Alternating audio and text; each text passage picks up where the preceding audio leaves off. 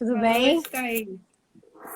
Seja bem-vinda. Tudo bem com vocês? Vocês estão Prazer. me ouvindo bem? Aqui está perfeito. Ótimo. Aham. Então, assim, seja bem-vinda, né? Prazer ter você aqui de volta. Obrigada, É, Georgina. Obrigada. a gente vai dar continuidade àquelas perguntas que não deu para semana passada, né? Verdade. Uhum. E aí, o áudio tá bom, o pessoal tá dizendo que o áudio tá bom, a Ótimo, iluminação tá ótimo. boa, então tá bom. Então, assim, você que está em casa e quer fazer perguntas, já vai deixando sua pergunta, né? Que aí também ajuda a gente a estar lendo, para estar dando continuidade. Ok? Thaís quer se apresentar? Porque tem pessoas que às vezes não te Claro, conhecem. claro. Meu nome é Thaís Filgueiras, eu sou médica.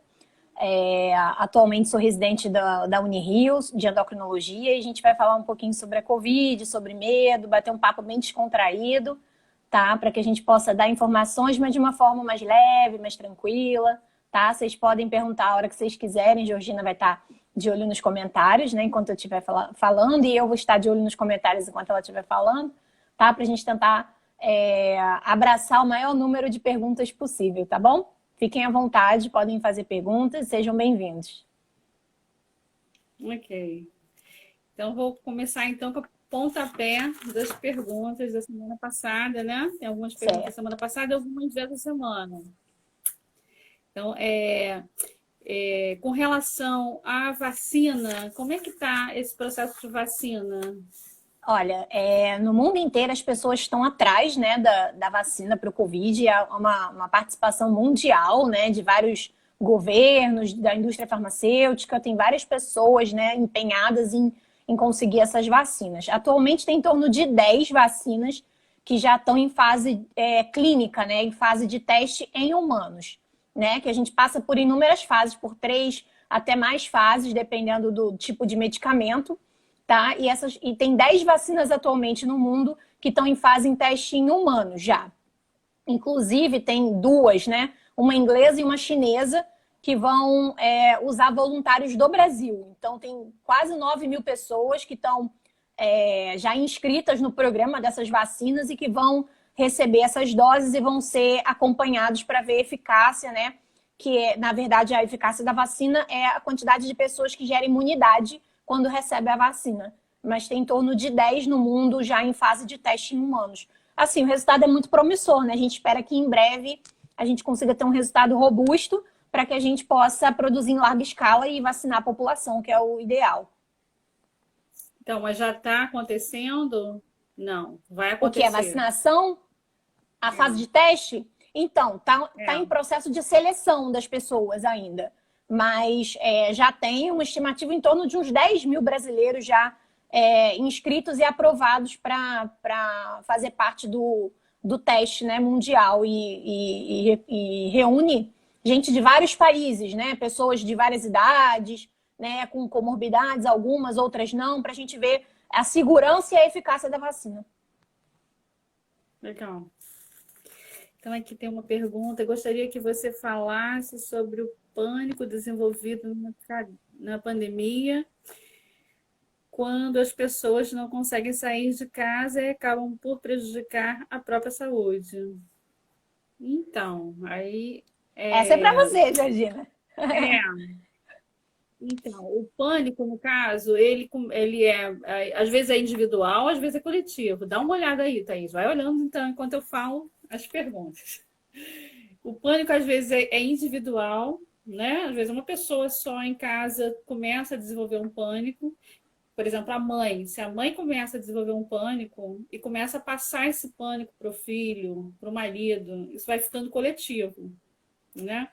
O que a gente viu também nesse tempo, principalmente no início, hoje já está um pouquinho menos, mas no início houve um pânico coletivo, que a gente chama assim de pânico coletivo. Aconteceu muito rápido, foi muito de repente, e as pessoas saíram da caixinha, né? Então, assim, e um foi passando para o outro, e como todo mundo foi ficando muito em casa, ficou meio. O que será que está acontecendo aí fora? será que isso é real? Será que isso é mentira? Será que estão inventando? Então, essas possibilidades, essas dúvidas, né? E dependendo do emocional de cada um, acabou gerando um efeito dominó, em que, assim como também através de um efeito dominó para pânico, também efeito dominó para a pessoa se acalmar. Então, quando uma pessoa da família começa a ter um pouquinho mais de saúde emocional, a se acalmar, a gerar um pouquinho, não, vamos pensar, isso não é tão assim, calma, vamos fazer desse procedimento, vamos obedecer as coordenadas. Então, quando uma pessoa também se levanta com mais calma, também gera efeito dominó. Com certeza. É legal a gente entender isso, que assim como o pânico vem, também a calma, né? Também traz o mesmo efeito. Sim. E aí é importante a gente ficar ligado, né? Porque é um tempo em que a gente precisa de coletivamente, ou seja, um efeito de todo mundo ter mais paz, ter mais tranquilidade, para a gente estar tanto para esse tempo, né? Para ser tratado, né? Há pessoas que estão no hospital para ser tratados também, pessoas com menos pânico, não é isso, Thaís? Pessoas Exato. mais calmas, tranquilas, Exato. respondem. E tem outra coisa que eu acho importante, a Paulinha também, que foi a dona da pergunta, está complementando, e eu acho importante, isso não é só com adolescente, não. Ela comentou que os adolescentes eles têm o hábito de buscar fontes não confiáveis, né? Na verdade, quando você tem uma situação pandêmica, assim, né? Você cria, como você falou, uma histeria, né? Um pânico coletivo, e as pessoas tendem a procurar qualquer informação, né? As pessoas perdem um pouco o filtro, né? Um pouco a seletividade com relação às informações. Eu acho interessante que você tem que tentar minimamente, né, se acalmar e tentar buscar uma fonte confiável, né? Fontes em sites confiáveis, que tem revisão, né, que tem a preocupação em estar sempre atualizado com artigos científicos, né, com informações que sejam de fato, apesar das informações ainda serem muito truculentas, né, por conta de cada dia surge uma coisa diferente, mas assim, tentar buscar fontes que passem de uma forma equilibrada também, né? Porque tem muitos veículos de comunicação que acabam fazendo sensacionalismo com isso, né? Então, assim, tentar buscar uma fonte que seja fidedigna, seja capaz de poder te informar de uma forma o mais atualizada possível, né? Isso também é muito importante, até para criar a calma interior, né? Para você, não, eu estou vendo num site confiável, eles estão investindo, eles estão buscando a resposta, eles orientam isso e aquilo. Então, assim, a origem da fonte também é muito importante, realmente. Uhum. Agora, tem uma pergunta aqui que diz assim, quando a pessoa tem algum sintoma, né? Ela tem que ir no médico, não? Ou o ideal é ficar em casa? Tem pessoas na assim, não, vai ao verdade, médico, sim. Na verdade, o que as organizações têm orientado, por conta até da aglomeração, né, excessiva, é que se procure emergência caso você tenha sintomas respiratórios mais importantes. Então, falta de ar, muita fadiga, muita astenia, né, dificuldade para respirar, né?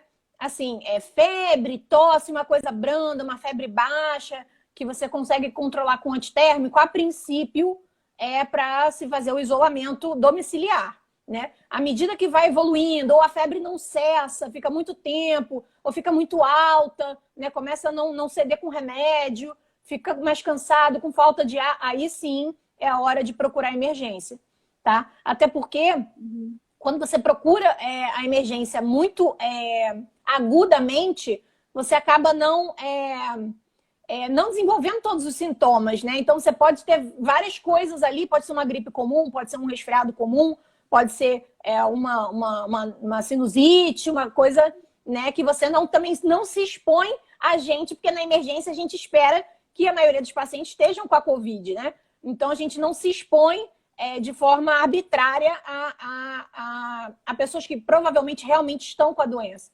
Então, assim, o ideal é esperar um pouco, claro, observar, medir a temperatura, né? Observar se está tendo mais cansaço, né? Se o familiar, de repente, é muito idoso, às vezes ele não consegue referir o cansaço, mas você vê que a respiração está ofegante, ou ele está cortando as palavras para falar, né? É um sinal de maior gravidade, e aí sim você tem que procurar o auxílio emergencial, sim. Uhum. E aí, assim, a calma sempre é fundamental, né? Tanto para quem vai quanto para quem está indo junto, né? Então, assim, e a beber bastante água, uma das coisas que a gente já comentou também em outros momentos aqui no nosso Instagram, né? O beber bastante água também ajuda, né? Sim, A parte respiratória, a falta de ar, muitas das vezes, é a ausência da água, né?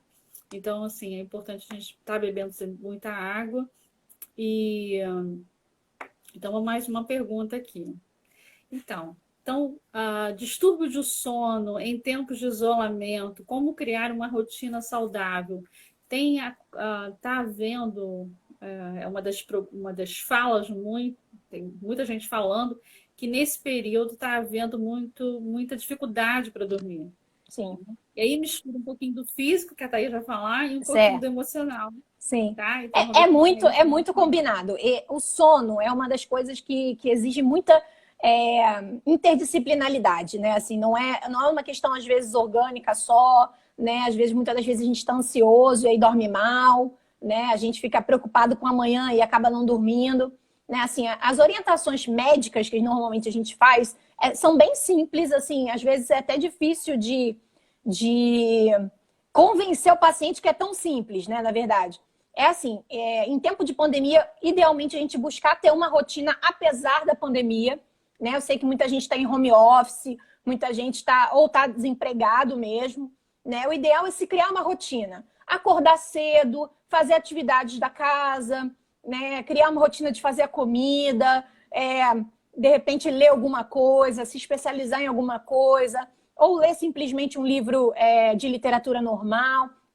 Criar uma rotina, fazer exercício, né? Se alimentar bem. Então, criar uma rotina. Não é, porque eu estou em casa, eu vou acordar meio-dia, 1 hora da tarde, porque aí você não tem sono, aí na madrugada você não dorme, e no outro dia você também já emenda.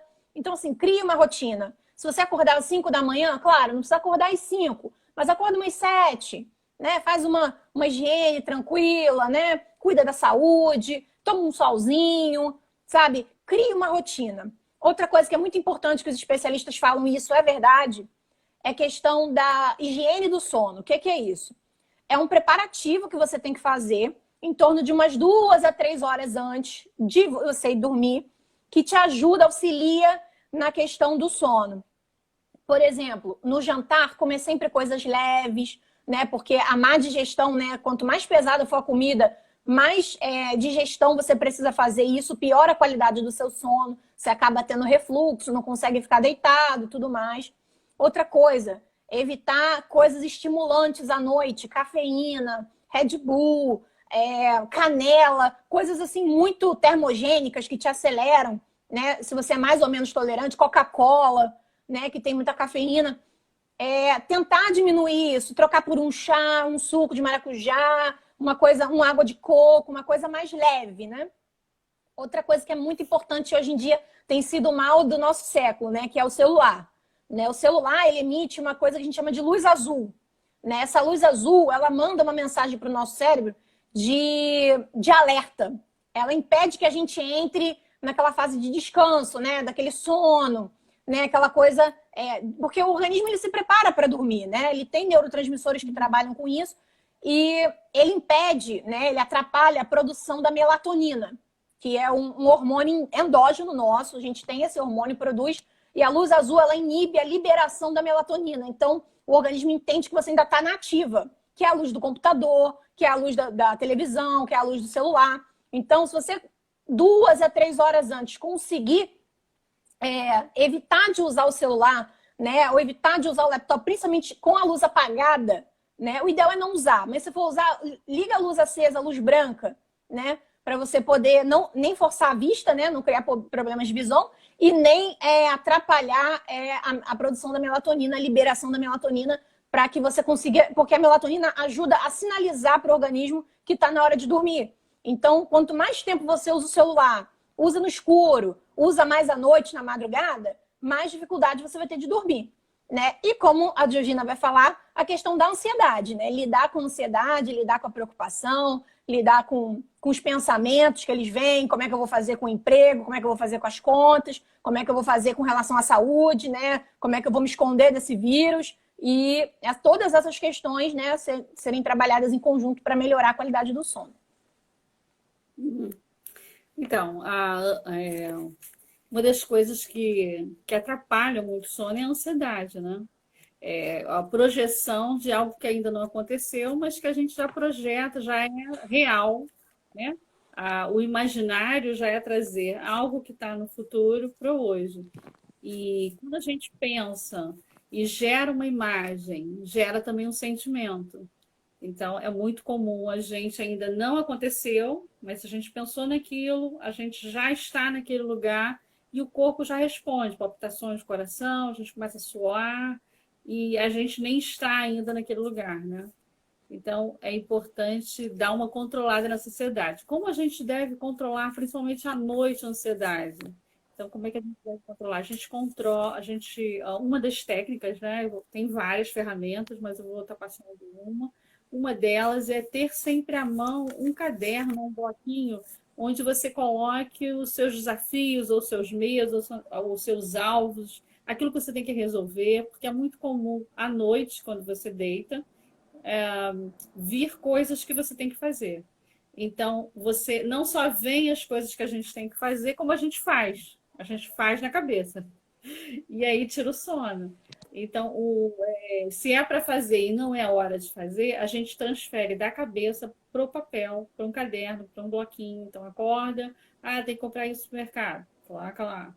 Amanhã eu tenho que, eu vou ter que ver isso no banco, anota. E só em transferir da cabeça para o papel já dá uma aliviada, porque é muito comum, quando a gente não faz esse processo, a mente ela fica arquivada e ela fica latente, porque ela é muito boazinha, então, tipo, ela fica ali, ela fala, não, eu vou te lembrar, não vou te esquecer, não vou deixar você esquecer, olha, tem um banco. E aí, assim, ó, de novo, ó, você lembra do banco? Então ela fica querendo te ajudar, só que ela te atrapalha porque não deixa você dormir. Quando você pega um caderno, né, e escreve, o ideal é caderno e caneta, não é escrever no celular, não. Porque a mente há um processo, né, diferente quando a gente escreve. Quando você escreve, ela entende que ela pode descansar. Então tá bom, já registrou, então já está ali. Então, automaticamente ela descansa naquele conteúdo. Então, essa é uma das formas que a gente transfere preocupações da cabeça para um lugar externo, uma memória externa, né? Tem a memória nossa e tem a memória externa. Seria uma memória externa que ela entende que é amiga dela e que ali tem tudo que ela vai ter que resolver amanhã. A mente também, assim como o corpo, ele entende, dá sinais, né? Se vai dormir ou não. Então, ele faz a leitura do ambiente. Então, ter um quarto bem arejado, uma cama limpa, lençóis, tudo isso influencia no sono. Uma iluminação bem baixinha ou quase nenhuma. Muitas das vezes o banho quente faz o corpo relaxar. Então, tem uma rotina, tipo, um banho quentinho, um chazinho, uma leitura não de livro de terror, mas uma leitura gostosa, que te acalma, uma iluminação baixinha. Tudo isso todo dia, fazendo sempre a mesma rotina, a mente já vai se desprogramando, ela vai se relaxando porque é necessário. O sono, ele é fundamental para a nossa saúde emocional e física e para a imunidade. Ele é fundamental, né? É no sono que a gente recupera forças, organiza arquivos. Enquanto a gente dorme, o nosso cérebro está organizando as gavetinhas da nossa memória, aquilo que não é legal ele joga fora, ele vai, não é muito legal, mas vamos dar um sonho aí para ele repensar sobre esse conteúdo. Então, assim, a gente vai estar falando sobre sono aqui, sobre sonhos, mas ele é um tema profundo e que é essencial para nós, para a nossa saúde, ok? Então, okay. Deixa eu responder duas perguntinhas aqui. Uma da Ana Marques, que fala do diabetes tipo 1 e dos hipertensos, além dos cuidados básicos que poderia mais ser feito. Eu acho que, idealmente, além do cuidado óbvio, né, higienização dos alimentos, das mãos e tudo, é o bom controle da doença. Quanto mais você controla, quanto mais dentro do alvo você tá, você diminui o seu risco, né? Porque, como eu falei na outra live, os diabéticos, tanto tipo 1 quanto tipo 2, e os hipertensos são do grupo de risco, né? Então, é um adicional a mais para os pacientes diabéticos e hipertensos ter um controle estrito da doença, ter um bom controle da doença, porque você reduz o risco que já é inerente da sua doença. Então, quanto mais bem controlado você está, né? Quanto mais em euglicemia, né? Ou com a pressão bem controlada, você diminui o seu risco já intrínseco, né? Eu acho que essa é uma das coisas mais importantes, adicionais à população em geral. E o João está perguntando, o vírus resiste a temperaturas negativas por quanto tempo? Olha, isso é uma pergunta interessante. Assim, viu-se que o vírus ele é mais transmissível no calor, em temperaturas mais elevadas, mas, assim, sinceramente, eu não sei te informar em quanto tempo ele resiste em temperatura negativa, tipo frigorífico ou coisas assim mais... a gente sabe que ele perde um pouco a virulência dele à medida que vai ficando em temperatura mais fria, né? Mas, assim, ainda não tem um tempo... tantos dias, tantos minutos, né? Assim, com certeza a gente não sabe. A gente sabe que a virulência diminui, né, em temperaturas muito frias. Tanto é que, assim, a gente não viu muitos casos em países que são mais frios, né, que tem temperaturas mais baixas. A incidência da doença é menor nesses países. Mas a gente não sabe exatamente quanto tempo ele dura em temperatura negativa, tá? Eu não sei, pelo menos, tá? Mas a gente sabe que a transmissibilidade, ela diminui. Né? O vírus ele gosta de temperatura quente. Até porque a gente acha que não é só uma questão da sobrevivência do vírus em si. Mas assim, a transmissibilidade aumenta, porque no calor as pessoas se deslocam mais, né? E acaba transmitindo com mais facilidade em detrimento dos lugares mais frios. Tá, Joãozinho? Mas eu não sei te dizer sinceramente quanto tempo ele dura em temperaturas negativas. Tá? Posso pesquisar e te mando por inbox, se você quiser. Mas, assim, não tenho esse conhecimento de quanto tempo. Sei que a transmissibilidade diminui, mas quanto tempo dura, eu não sei. Tá, tem uma pergunta aqui também para você. Ó, doutora, uma vacina descoberta em um país servirá para todo mundo? Ou o vírus se apresenta de formas diferentes em cada lugar, em cada país? Existem essas duas considerações. A primeira é que, sim, o vírus pode mutar, né? O vírus pode se replicar e nessa replicação gerar uma mutação nova, né?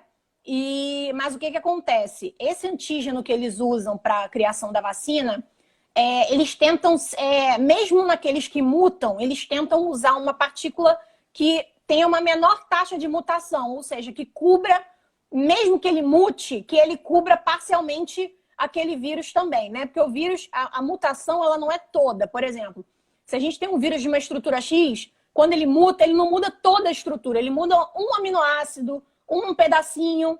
Então, o resto do vírus, ele tem o que a gente chama de homologia, né? Ou seja, ele, sei lá, é 99% parecido, só aquele 1% que mudou. Então, assim, a vacina, ela é produzida em um determinado lugar, ela pode imunizar pessoas de outros lugares, até porque os testes dessas vacinas não são feitos só numa população, tá? Como eu falei aqui no início, né, com relação às vacinas que estão em andamento, eles reúnem pessoas, pacientes do mundo inteiro, justamente para pegar essas variâncias de etnia, de idade, de doença, né, de fator ambiental, né? O país tropical tem características que não tem num outro lugar.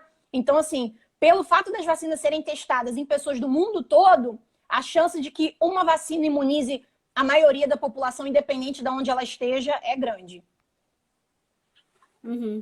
Ok. Então, tem mais uma pergunta aqui. Tem muitas pessoas também com queda de cabelo nessa quarentena. Tem, né? inclusive eu. Né? E Certo. aí está se perguntando, nessa quarentena está com muita queda de cabelo, estou com muita queda de cabelo, o que fazer E o que isso tem a ver com quarentena, né? Então, Pode ter tudo a ver. Na verdade, assim, a queda de cabelo, ela pode ter duas origens, né? Ela pode ter origem orgânica, né? Ter uma doença causando a queda de cabelo, e ela pode ter uma origem psicossomática, né? Ela pode ter uma ansiedade, estresse e tudo mais, né? Com relação à parte orgânica, a gente pode investigar essa queda de cabelo. Tem algumas causas que são mais comuns de queda de cabelo, por exemplo, distúrbio da tireoide, né? Hiper e hipotireoidismo pode dar queda de cabelo, anemia pode dar queda de cabelo, pacientes com doenças infecto-contagiosas, sífilis pode dar queda de cabelo, né? Deficiência de vitamina B12 pode dar queda de cabelo, vitamina A pode dar queda de cabelo, né? Então, assim, vitamina D, empate também pode dar queda de cabelo. Então, assim, minha primeira orientação procure saber se isso é um distúrbio orgânico, né? Então, fazer um hemograma, fazer uma função tiroidiana, fazer pesquisa das vitaminas, é o primeiro passo, né? Para ver se isso de fato... E pode ser uma doença do couro cabeludo em si, né? Uma dermatite, uma infecção, de repente um fungo, uma caspa, alguma coisa que pode estar causando uma fragilidade desse couro cabeludo, né? Tem outras doenças endócrinas que podem dar queda de cabelo também, mas enfim, no geral, as mais comuns são distúrbios da tireoide, anemia e deficiência de vitamina, né? Então essas são as primeiras que a gente investiga normalmente, tá? E outra causa é a questão que tem tudo a ver com a pandemia, que é a questão do estresse, né? O próprio estresse faz a gente liberar muitos hormônios, a noradrenalina, cortisol, que faz com que o couro cabeludo fique mais frágil. E aí o cabelo ele acaba se desprendendo mesmo, né? E criando essa queda de cabelo importante, tá? Tem coisas que a gente pode fazer para melhorar a alimentação, dar o suplemento vitamínico da alimentação, não necessariamente tomar uma suplementação vitamínica, né? Outra coisa, não lavar o couro cabeludo com água quente, que é uma coisa que cabeleireiro sempre fala e a gente sempre ignora. É verdade, se você lava com água morna ou gelada, você estimula, né? Você limpa melhor o poro, você não tira o sebo, né? Que o sebo do cabelo ele é importante, né? Ele tem a sua função para proteger o folículo piloso de fato, né? Que é onde nasce o cabelo, né? Então, assim, não deixar o cabelo extremamente seco, né? Não deixar o couro cabeludo extremamente limpo, né? Então, assim, entender qual é o seu tipo de cabelo, né? Qual é a frequência que você tem que lavar esse cabelo, que às vezes você está lavando o cabelo demais, tá ressecando o cabelo tá ficando frágil e caindo, né? Então, assim, todas essas coisas em reunião, elas ajudam a você melhorar a qualidade do fio, né? E a manutenção do fio também. E essa questão da ansiedade, né? Tentar controlar a ansiedade para que esses hormônios possam diminuir e melhorar também. É legal entender que nós somos nosso corpo é fantástico, né? E ele é um todo, né? Ele não tem só uma parte, pode ser N coisas, pode ser N Pode ser coisas motivos. associadas, sim. E uma influencia na outra, né? Então, por exemplo, quando a gente pega um paciente com tique nervoso, né? Muitas das vezes passa muita mão na cabeça, então ou seja, não é a parte física, mas é a parte emocional do físico mesmo, né? Do movimento da pessoa, dele sem perceber, ele acaba também tirando. Isso é Né? interessante, que tem doenças neurológicas, né? Como a síndrome de Tourette, né? Que é a pessoa que tem tique neurologicamente, né? Por um comprometimento neurológico, e ela piora com a ansiedade. Então, se o cara tá ansioso, ele piora o tique, né? Então, assim, é o orgânico conversando com o psicológico o tempo inteiro, né? É muito comum a gente, quando faz acompanhamento do paciente, né, que está fazer parceria com o neuro, né, ou com o psiquiatra, ou com o endócrino, que a gente, no caso, acompanha. Né? A pessoa vai passando a medicação, vai vendo a parte hormonal e a gente vai dando também o retorno do emocional. Né? E à medida que o emocional também vai melhorando, também o físico vai melhorando. É muito bonito. É muito igual quando a gente acompanha plantinhas mesmo, né? Ou seja, uma coisa afeta a outra e num todo para um bem melhor, ou para a gente ficar melhor, para a gente ficar pior. Né? Então, por isso que o autoconhecimento, o autorrespeito, saber o seu limite, sabe, né? Isso é extremamente importante. Tem uma pergunta aqui, Thaís, que está falando o seguinte: Fala aí. quem toma ansiolítico tem mais probabilidade de queda de cabelo? Olha, na verdade, assim, os ansiolíticos dependem do ansiolítico, tá? Provavelmente o que você está falando são os benzodiazepínicos, né? Que são aqueles para dormir, clonazepam, prazolam, essas coisas. Não tem, não tem muita evidência de que eles cursem com queda de cabelo, Indicação. né? O que é importante lembrar, e eu sempre que eu tenho oportunidade de falar de ansiolítico e falar de benzodiazepínico, é importante, que é a questão da memória. Paciente que usa cronicamente o benzodiazepínico, ele tem uma tendência a déficit de memória, tá? Então, assim, é um remédio que ele é bom, ele é útil, né? Principalmente em resgate de paciente em síndrome do pânico, em crise de síndrome do pânico, paciente com transtorno de ansiedade generalizada, tem indicação, mas, assim, o uso indiscriminado do benzodiazepínico e crônico faz com que você tenha alteração de memória, e isso é muito... Às vezes a pessoa tem essa alteração, sente que está perdendo a memória e não entende por quê, né? É por conta do benzodiazepínico, tá? Então, assim, o ansiolítico não tem relação direta com queda de cabelo, mas é importante sempre lembrar a questão da memória, principalmente a memória recente. É aquele tipo de pessoa que fala assim, mas será que eu fechei a porta? Será que eu tranquei a casa? É esse tipo de memória, não a memória antiga, né? A memória recente. Então, acaba até atrapalhando a vida da pessoa em algum grau à medida que fica crônico. Então, por isso que os ansiolíticos, as medicações, né, principalmente as medicações da área emocional, elas são um SOS, né? Elas são para tirar da crise, Da para crise, ver sim. um período de crise é necessário, mas não para ficar eternamente nela, né? É Só não em usar de casos específicos. muleta, né? É, Não ter aquilo como uma muleta emocional, que na verdade acaba sendo, né? A pessoa, eu só durmo com meu Rivotril. Não é assim, né? é. Existem pessoas que se viciam, né? O benzodiazepínico é viciante, né? É claro que não é como uma droga ilícita, mas ele tem o seu grau de vício, né? É uma droga lícita, né? Assim, É uma droga mas lícita. acaba entra no quadro, né? Então, mas eles entram na parte assim momentânea, no período de crise, para dar uma baixada, até porque quando Exato. chega no consultório e a pessoa está muito alterada, né? Está muito fora, né? Está muito agitada. Em terapia não dá para a gente conversar com essa pessoa. A pessoa está muito fora de si, né? Ela está muito acelerada, está muito agitada.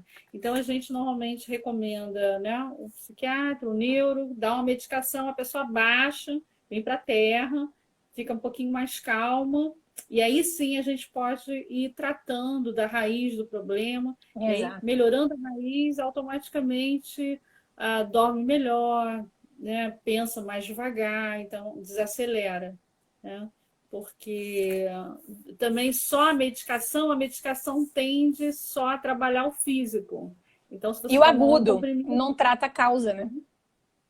então se você tomar um, daqui a pouquinho você tem que tomar dois, daqui a pouco tem que tomar três, né? Você E cria aí uma fica. tolerância. Na verdade, assim, todo remédio psicotrópico, né? Seja ele qual for, ansiolítico, anticonvulsivante, enfim, ele gera uma saturação, né? A gente tem um limite de receptores no cérebro para todas as substâncias que a gente usa. E a gente fica. É igual uma droga mesmo. Sabe quando a pessoa começa a Isso. usar uma quantidade, aí depois não fica, já não dá aquela onda, aí tem que aumentar a Uhum. quantidade? O remédio é a mesma coisa.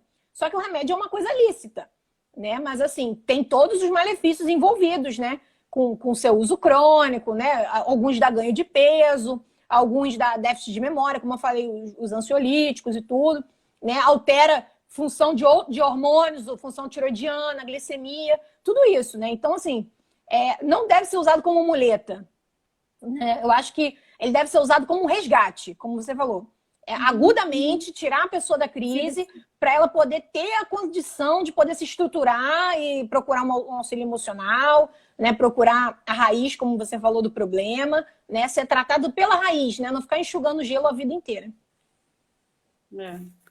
Ok, vamos pro próximo. Tá aqui, ó. Doutora, tudo que vem do mercado e do hortifruti, se for higienizado com detergente e bucha, fica livre do vírus?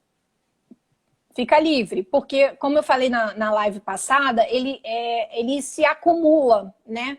Ele gruda na superfície das coisas. Então, se você limpar, se você tirar, passar água e sabão, ou passar um álcool gel, ou passar um pano úmido, você tira da superfície do vírus, né? O importante é, nessa higienização, como eu falei na semana passada, você não levar a mão ao rosto, né? Porque você tira do alimento, mas a sua higienização, a mão que você coloca no alimento possivelmente contaminado, você joga ela na via aérea e aí você se contamina, né? Então, assim, limpar os alimentos é fundamental, se livrar de embalagem plástica, de embalagem de papelão, né? De papel, né? Higienizar sempre que possível, lavando, passando o pano, para poder você não se contaminar.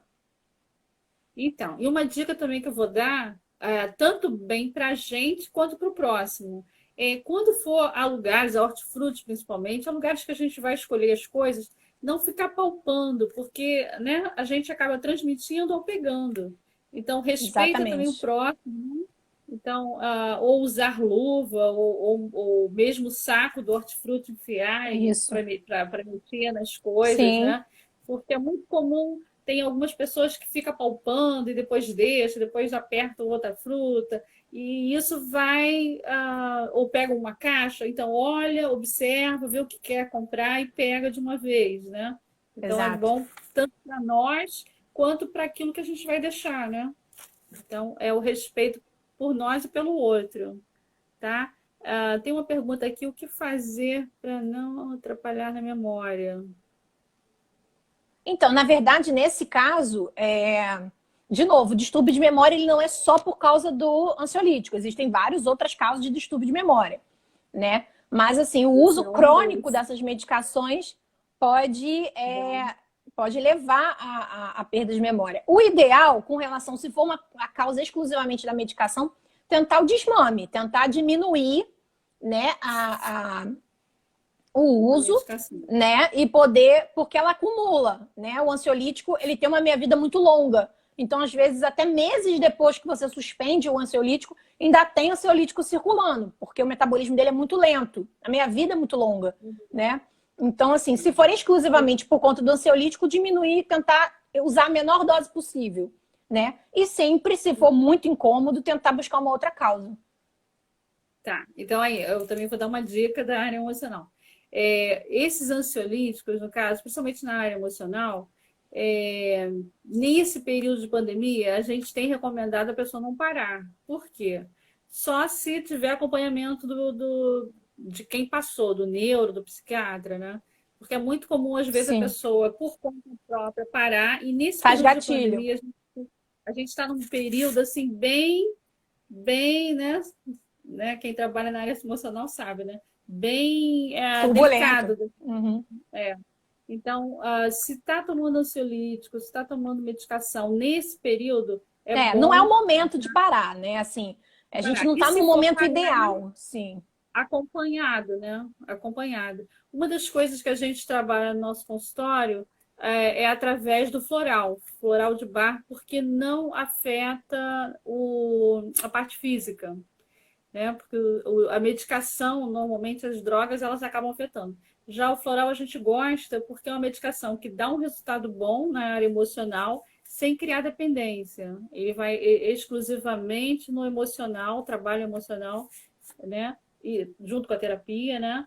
Para tirar sintomas, né? Do corpo e acaba não afetando a dependência e afetando também o físico, tá? Mas aí, assim, é algo que também a pessoa tem que entender que essa medicação, no momento, não é legal tirar, né? Ficar atento aí. Sim. Tudo é oportunidade, né? A questão da oportunidade. Eu acho que realmente esse momento é um momento de gatilho para muita coisa, né? Muitos problemas, não só emocionais sem dúvida, sem sombra de dúvida, foram exacerbados e apareceram por conta do gatilho da pandemia, mas muitas doenças psiquiátricas também apareceram, né? Então, assim, quem já está em uso, não é o momento de se mexer em muita coisa, né? É o momento de se repensar, mas não de mexer. né? Tenta pensar, poxa, será que quando isso tudo acabar a gente não pode tentar mexer um pouco, diminuir um pouco, conversar com o meu médico, o que ele acha, né? É um momento de Aham. reflexão, na verdade. Então, eu vou fazer mais uma pergunta aqui. Crianças pequenas devem usar máscara? Então, na verdade, existem dois momentos, né? Existem as crianças menores de 2 anos, que essas não devem usar máscara, devem usar uma outra forma de proteção, de repente um face shield, que é aquela cobertura do rosto todo, ou até um que eu vi hoje na rua e eu achei bem interessante, aquele chapéu com tela, tipo de mosquito, que eu achei bem interessante, Legal. porque crianças menores de 2 anos, elas têm a via aérea ainda muito imatura. Então, elas podem sufocar com a máscara. Né? Elas não conseguem organizar o ritmo respiratório com aquela máscara, que atrapalha, né, um pouco, muda a dinâmica um pouco. Né? Então, crianças menores de 2 anos podem sufocar. As maiores, assim, se ela conseguir ser uma criança orientada o suficiente para poder usar, tudo bem. Mas, assim, eu acho melhor evitar que elas saiam de fato, né? Assim, as escolas estão paradas, entendeu? Sem contar que quando você sai com criança, você demora mais tempo, né? Você fica mais tempo na rua, a criança fica mexendo em tudo, né? Então, assim, a criança é um potencial transmissor por conta disso. Elas querem mexer em tudo, elas querem tocar, querem brincar. Então, assim, idealmente não levar as crianças, não expor as crianças a esse risco. Mas, assim, crianças maiores, talvez uns 8, 9 anos, já quase pré-adolescente, se ela conseguir se adaptar, tudo bem. Mas o ideal é não sair com as crianças, né? Tentar evitar ao máximo que elas se exponham e sair, de repente, só os adultos mais saudáveis, que não tenham nenhuma comorbidade. Uhum. Então, tem uma pergunta aqui que vem assim, ó. Sempre lavei os cabelos com água fria, mas de uns 4 meses para cá tem caído muito. E também, do nada, perdi o apetite. Fui ao médico e falei que estava sem comer, sem apetite. Até perguntei se não iria passar no complexo uma vitamina. Nada. Peraí. Nada passou. E já perdi muito peso. Na verdade, assim, ele tem que ver. Começou há 4 meses, né? Que é exatamente o período que a Nossa, gente mais do está que vivendo, vitamina. né? Então, assim, realmente, eu acho que vale a pena uma investigação de porquê, né? Que perdeu o apetite, né? Se não está sentindo cheiro ou se não está sentindo gosto das coisas, que isso como eu falei, Dois. Não tá sem apetite. pode ser um sintoma de Covid, né? Você perder o paladar e o olfato, né? Então, é uma coisa importante, né? Se houve essa perda, ou se foi realmente uma questão de ficar enjoado e não querer comer, né? O polivitamínico, ele é mais indicado para pessoas que têm deficiência, ou seja, que fizeram bariátrica, ou que estão gestantes, né? O que, assim, a gente orienta, que também, às vezes, pode ser que para algumas pessoas façam efeito, sei lá, biotônico, que não tem muitos remédios, Poder né? É uma coisa mais proteger. natural, entendeu? Que pode tentar abrir o apetite, né? Ou tentar melhorar a alimentação, comer coisas mais leves. Será que essa falta de apetite não é porque ele está ficando muito empanzinado, comendo algum tipo de comida, tentar comer uma comida mais leve, né? Ou investigar uma causa orgânica para isso, né? Alguma coisa que esteja levando a essa diminuição de apetite, perda de peso, enfim. Pode investir também no sustagem, né? Aquele Sim, leite, né? sim, uma Investir. suplementação proteica, sim. Uhum. Vai. Aqui tem uma outra pergunta. Peraí. Tem aqui, ó. Eu uso alprazolam e exalato de escitalopram e tenho Uhum. tido muito esquecimento. Tem a ver? Tem. Possivelmente tem. Tem. É. Possivelmente tem. O escitalopram, ele dá menos efeito colateral do que o alprazolam, né? Porque o escitalopram é uma outra classe. O escitalopram é um antidepressivo, né? Não é um ansiolítico. Então, assim, Mas o uso crônico, né? Se ela usa em uso crônico, pode ser um fator de confundimento, né? Pode não ser único, ela pode ter outro fator que esteja gerando isso, mas com certeza piora. uhum. A partir de quando é fator crônico? há uns 3 meses. A partir de 3, 6 meses, a gente considera uso crônico já. Do crônico, ok. Então, assim, é legal ficar, porque assim, o que a gente tem visto hoje, né, acompanhado, é o consumo de drogas, né, lícitas, né, que são muito elevado, e a Muito. grande maioria que a gente tem acompanhado são pessoas que às vezes nem passam pelo médico. Elas veem o amigo que tomou, que deu certo, que está mais calmo, que está conseguindo dormir, então eles vão e pegam, né, Sim. do pai, pegam da pessoa e se automedicam. E isso, assim, é muito. A pessoa tem que ficar atenta a isso, né? Sim. Não se automedicar, não, aquilo que foi passado para um não é aquilo que foi pela medida, foi pelo peso, Sim. foi pela idade, né? Foi pelo estado emocional de cada um. Cada um é uma pessoa, cada pessoa é bem específica a medicação, né? Então, tomar cuidado para não se automedicar, principalmente nesse tempo, porque o efeito de uma medicação errada, você depois vai ter que ir para o hospital, né? Então, o que a gente puder evitar, Sim. E assim, né? Georgina, medicações, né? O organismo, ele tem, foi o que eu falei, ele é muito parecido, mas a gente tem as nossas peculiaridades, a gente tem as nossas diferenças, né? O que talvez metabolize mais rápido para você, eu não metabolizo tão rápido, e aquilo fica agindo por mais tempo, né? Às vezes as doenças de base que a gente tem é diferente, né? Os remédios que você toma para outras doenças podem interferir nos remédios que você está usando sem a prescrição médica, né? A gente, assim, é uma máquina parecida, mas individualmente diferente, né? Então, cada um, realmente, como você falou, cada um tem uma indicação, cada um é melhor para uma coisa e pior para outra, né? Tem várias coisas, idade do paciente que é importante, sexo do paciente que é importante, se tem outra doença associada ou não é importante. O histórico familiar, né? Então, tudo isso Com interfere, né? certeza, com certeza. Até mesmo o floral de bar, quando a gente passa, o floral de bar é individual. Então, tipo, se o pai toma um, o filho toma outro, cada um tem o seu, porque Sim. é bem voltado para o emocional de cada um e para a idade de cada um, para o individual de cada um, né? Então, é legal a gente perceber isso. Tem várias perguntas. Vou colocar aqui. No carro, eu preciso usar máscara? Então, na verdade é o seguinte, tem estados do Brasil que exigem a máscara, né? Que tem uma lei municipal, que tem lei estadual. Por exemplo, o Rio de Janeiro exige, é uma lei municipal, né? Do Crivella, que exige que você use máscara.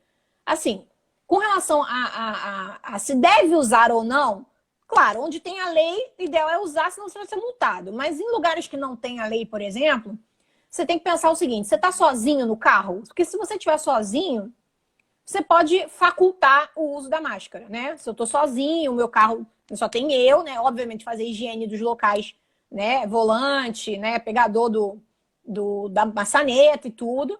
Mas se você tiver com outras pessoas, num Uber, por exemplo, ou levando um parente, um filho, alguma coisa, o ideal é que vocês usem máscara, porque vocês vão estar numa distância menor que 1 metro, né? Então, assim, a transmissibilidade aumenta. Mas se você estiver sozinho, num estado, num município que não tem a lei, para o uso, é facultativo, você não está transmitindo para ninguém, né? E não está perto o suficiente de ninguém para se contaminar.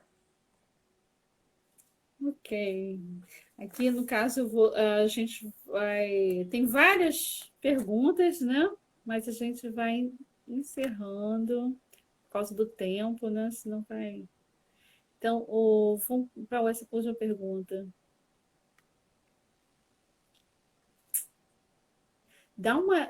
Queria que você fechasse, então, Thaís, no caso, dando algumas dicas, né? E dando a palavrinha final. Bom, gente, Assim, tem várias perguntas que a Thaís, no caso, vai estar respondendo, tanto no Instagram dela, depois eu vou dar uma puxada para o meu, né? Ela vai postar lá e eu vou postar no meu. sim, Segue a Thaís, que ela é uma excelente profissional, não só excelente profissional, como uma excelente pessoa do bem, né? Então, às vezes a gente não encontra excelentes profissionais, mas quando a gente encontra excelente profissional e pessoa do bem, fechou, né? Então a gente segue porque ela através das redes sociais dela, ela tem alcançado pessoas e tem transmitido um pouco, né, dentro do possível, conteúdos que vão agregar nesse tempo. E aí tem várias perguntas que ela vai estar respondendo lá, que Com certeza. não dá conta. A gente fez 2 lives para falar sobre esse conteúdo denso, grande, mas não deu. Então, tipo, ela vai estar respondendo lá e eu vou também estar puxando algumas perguntas para o meu, tá? A intenção sempre nossa é trazer conteúdos para o nosso grupo, né? Para a nossa família Raízes, que tem a ver com a nossa demanda de hoje, né? Espero que vocês tenham gostado. Eu queria que a Thaís, no caso, deixasse uma mensagem, alguma dica, o que ela quisesse para fechar o conteúdo. Bom, Georgina, já de início te agradeço, né, pela oportunidade. Foi muito legal, né, poder conversar com mais pessoas, né, num grupo, responder algumas questões, né, mostrar, né, que a gente não sabe tudo, né, que às vezes tem muitas perguntas que a gente ainda se faz, porque realmente as informações não são ainda totalmente certas, né? Não existe certo e errado, né? Muitas das vezes a gente julga algumas pessoas que estão no poder, né? Que estão na frente, liderando isso. Mas a gente tem que entender que tudo é muito novo para todo mundo, né? Às vezes a gente acaba tomando uma atitude correta ou uma atitude errada, como foi o ministro lá da província lá da Itália, lá de Milão, né? Que admitiu o erro, que julgou mal. Então, assim, não julgue as pessoas, né? Todo mundo tá aprendendo tudo, como eu falei na live passada, tá todo mundo aprendendo a regra com o jogo andando, né? Então, assim, é muito difícil a gente estabelecer o que é certo e o que é errado no meio da vivência, né? No meio da experiência, né? Então, assim, façam aquilo que é mais óbvio, né? Se protejam, mantenham o distanciamento social, lave bem as mãos, né? Proteja as pessoas de risco, né? Não se exponha sem necessidade à rua, né? Tente controlar a ansiedade, né? Buscar nesse período melhorar a inteligência emocional, melhorar a forma como você lida com seu parente dentro de casa. De repente, estão todo mundo na mesma casa e ninguém se fala. Então, é uma oportunidade das pessoas se aproximarem, conversarem, né? Dialogarem, buscarem reavivar laços, que é muito importante, né? E eu estou à disposição da Georgina, quando ela quiser, para um outro tema, para o mesmo tema, tá? Vocês também me sigam lá, @Thaís Filgueiras, tá? Eu, às vezes, sempre coloco uma frase legal, motivacional, ou falo de um conteúdo, tá? Se vocês quiserem, pode mandar direct com temas que eu vou falando lá, de repente, sobre vitamina, sobre algumas doenças da endócrina que de repente vocês têm alguma dúvida, pode colocar lá que a gente tenta, na medida do possível, esclarecer e trazer informação que é o mais importante. Ok, muito obrigada, Thaís, tá? Muito obrigada pela tua disponibilidade, né? Imagina, imagina. Pelo grupo também que está conosco, né? Muito obrigada. E até a próxima live. Deus nos abençoe. Ótima noite para todos. Tchau, tchau, gente. Boa Beijo noite. para vocês. Tchau, Thaís.